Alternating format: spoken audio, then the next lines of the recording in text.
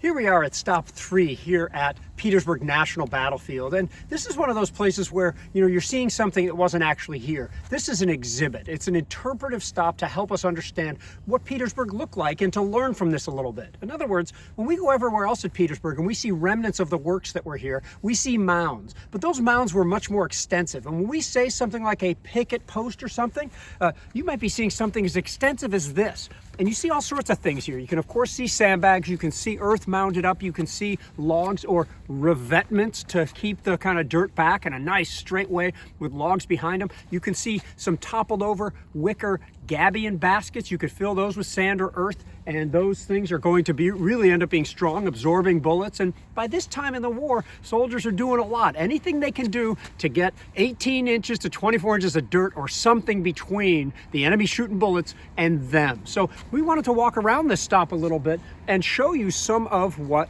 the soldiers would have used. So here what's pretty interesting is you have the head log.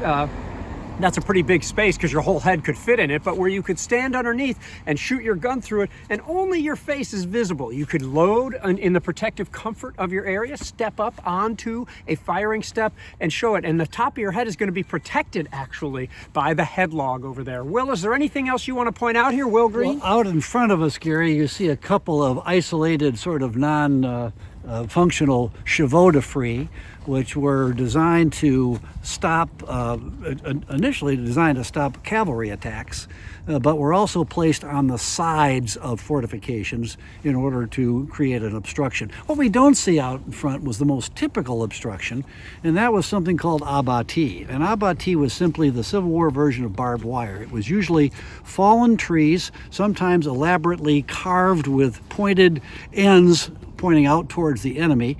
Oftentimes here at Petersburg, 2 or 3 lines of abattis out in front of the works.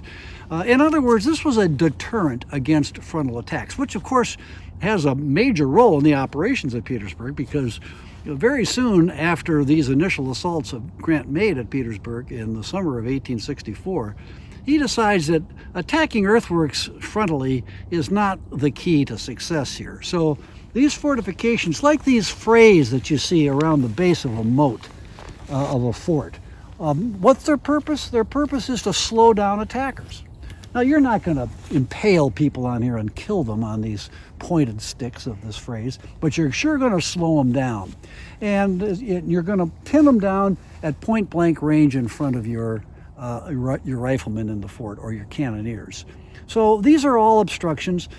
We talked earlier about whether this is World War I era stuff. There's a lot of similarities in trench warfare between the early 20th century and the mid 19th century.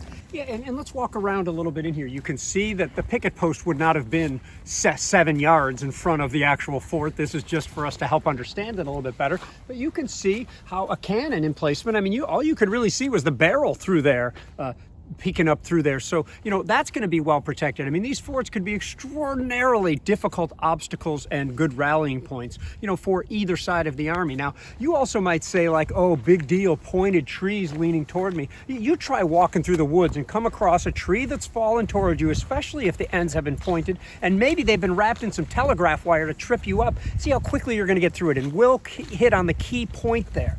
It's not to stop you, it's to slow you down. While you're under fire, you're hacking away at the abattis to try to get through, to try to get a lot of people through. It's going to create funnel points, and this happens later, especially at the breakthrough at Petersburg, where the soldiers are all going through just a couple of paths through the abattis. Can't the enemy cover those paths a little bit better?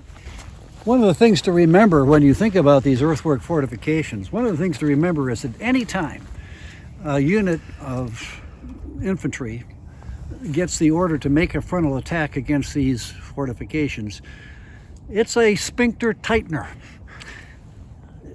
Put yourself in the shoes of those guys who get an order to go forward against these fortifications and measure for yourself the amount of bravery it would take to execute those orders. And we're going to have a couple of stops here at Petersburg that's going to demonstrate the incredible bravery of men who received just those types of orders. And let's just walk around this corner so we can show you the inside a little bit here. Again, this isn't perfect in every way or anything like that. but you can get an idea of what it looked like inside. There you can see the revetments, stronger revetments, and you also see why this area would have been denuded of their trees. Remember, you're making chevaux de frise, you're making frieze, you're making abattis, and you are lining your forts with these revetments, and some of them are extensively built out with little alcoves. Sometimes you have a traverse, so you have a line here, and you're building a traverse at right angles so you can fight against an enemy that might try to outflank you here. So this is a really good opportunity, I think, to see some of this. Anything to add, Will? Well, it's really helpful if you're next to a place where you have a lot of telephone poles, too. That made your revetments much easier. Just joking. And with that, thanks for watching.